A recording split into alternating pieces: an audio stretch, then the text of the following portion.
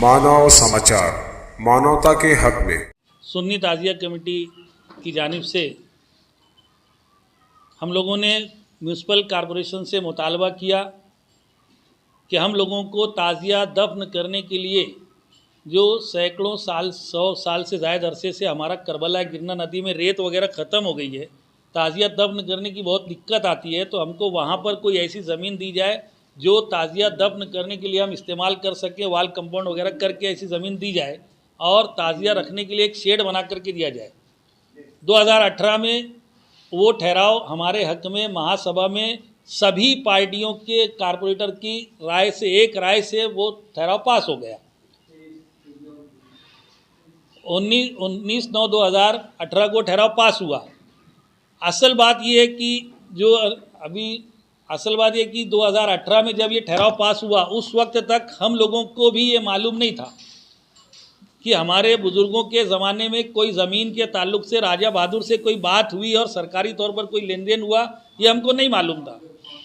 बाद में हम इसलिए जब हमारा ठहराव पास हुआ तो कॉरपोरेशन ने मंदिर और शमशान भूमि जो वहाँ पर है, जिसके बीच में जो जगह है जहाँ अतिक्रमण करके मदरसा बना लिया गया है, हमने उनको भी बार बार समझाया कि अतिक्रमण मत करो। उस ज़मीन को कलेक्टर से ख़रीद लेने के लिए कॉरपोरेशन ने लेटर किया, पत्र व्यवहार किया।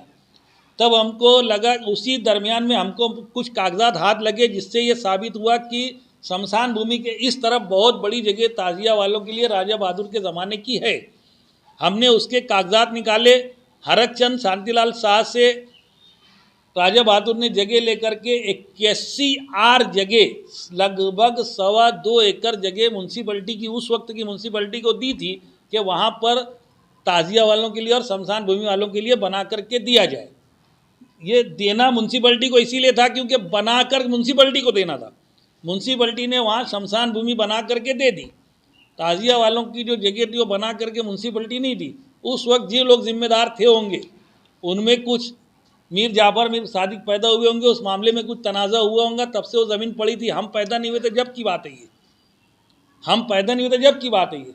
अभी जब हमको मालूम पड़ा 2019 में, तब हम उस ज़मीन के लिए लगे तो हमने सारे कागजात निकाले।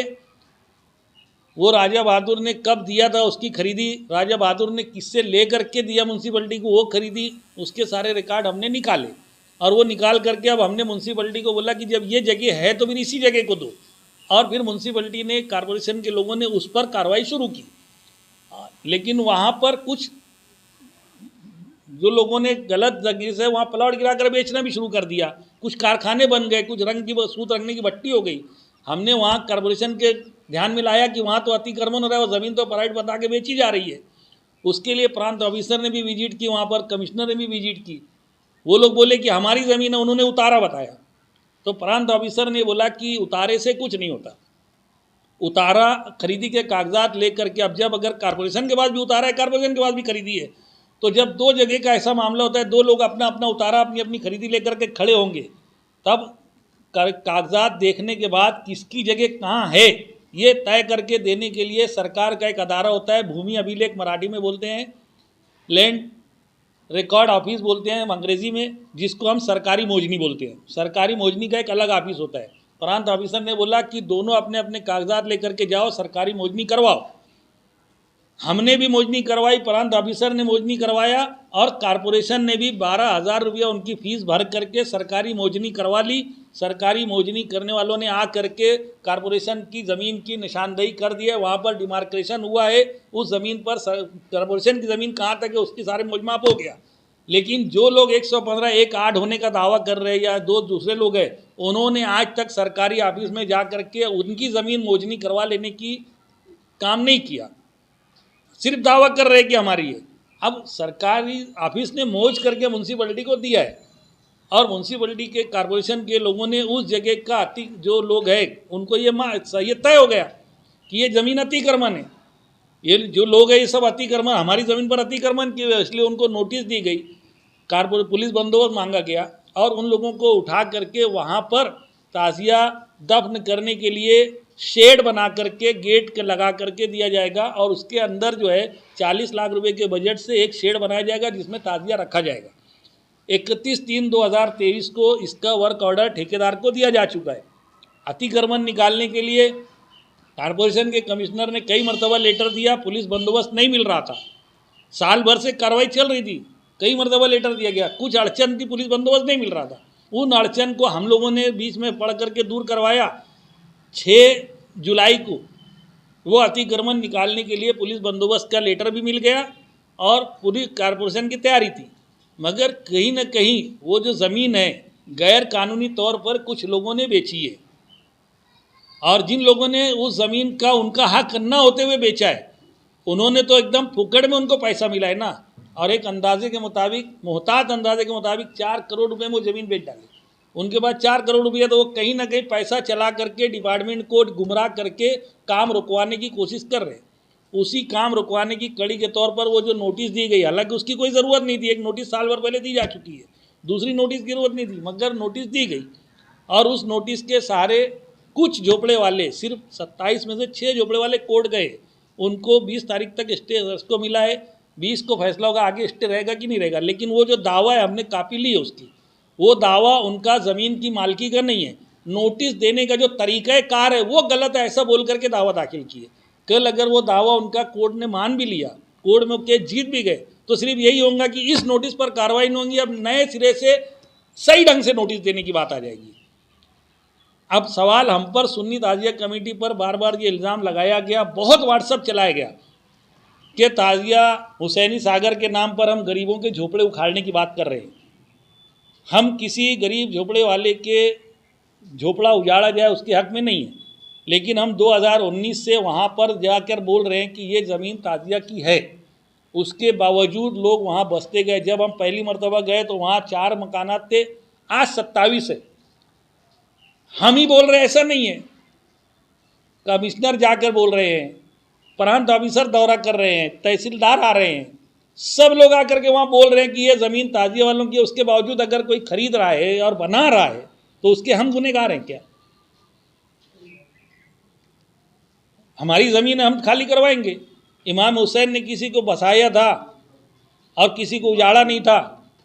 ऐसा इल्ज़ाम लगाने वालों से मैं सवाल करूं कि तुम्हारे घर में आकर के कोई बस जाए, या तुम्हारे घर के सामने कोई आके तुम्हारे घर का रास्ता बंद कर दे, बंद बस जाए, तुम्हारे कारखाने के बाजू में आकर के कोई रोड पर बस जावे, तो फिर तुम बसाओगे, उजाड़ोगे, तुम्हारी हुसैनियत सामने आ जाएगी। ये इल्ज़ाम लगाना बंद करो। हमारा उनसे झगड़ा नहीं है झोपड़े वालों से, लेकिन झोपड़े वालों ने भी समझना चाहिए कि उन्होंने गलत किया है। उन्होंने जिसको पैसा दिया है वो उनके दुश्मन है, उन्होंने धोखा दे करके उनसे पैसा लूट लिया, और अब वो लोग उसी पर भरोसा कर रहे हैं और हमको दुश्मन समझ रहे हैं। हम उनके दुश्मन नहीं हैं। वो झोपड़े वाले अगर हमारे साथ आएंगे, हम उनको उनका हक दिलाने की पूरी कोशिश करेंगे, लेकिन उन्होंने ये जहन से निकाल देना चाहिए वो सरकारी ज़मीन है।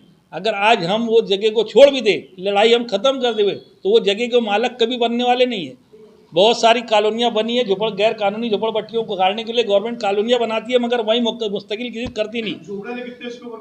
उस समय झोपड़े वाले सिर्फ 27 आज की तारीख में हैं, और वो झोपड़पट्टी जिस पर बताई जा रही है वो ज़मीन सिर्फ 14,000 स्क्वायर फीट है, और हमारी लड़ाई 56,500 स्क्वायर फीट की हमारी लड़ाई है।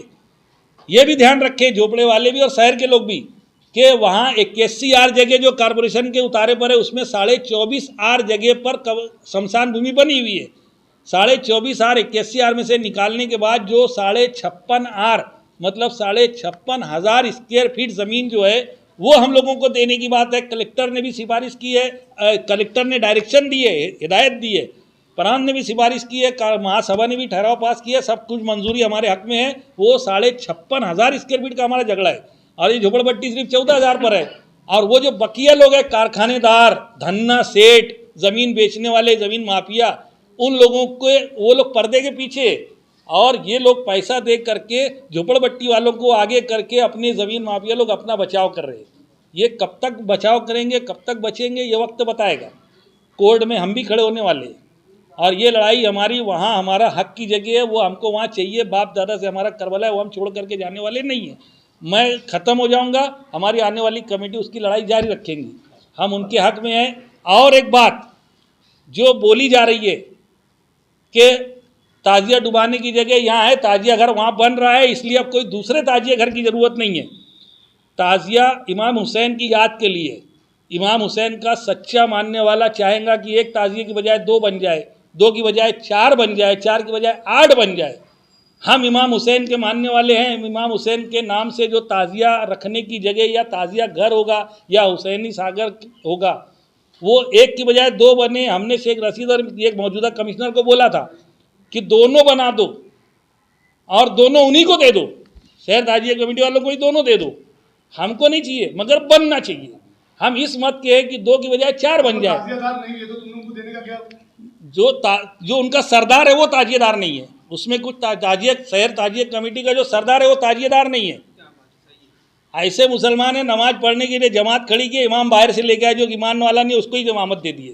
ताजिया कमेटी बनाए, सरदार ऐसे को बनाए जो ताजिएदार नहीं है। तो ये जो ताजिया घर बोले कि अब एक बन रहा है, वो तो पहली बात ताजिया घर बन ही नहीं रहा है।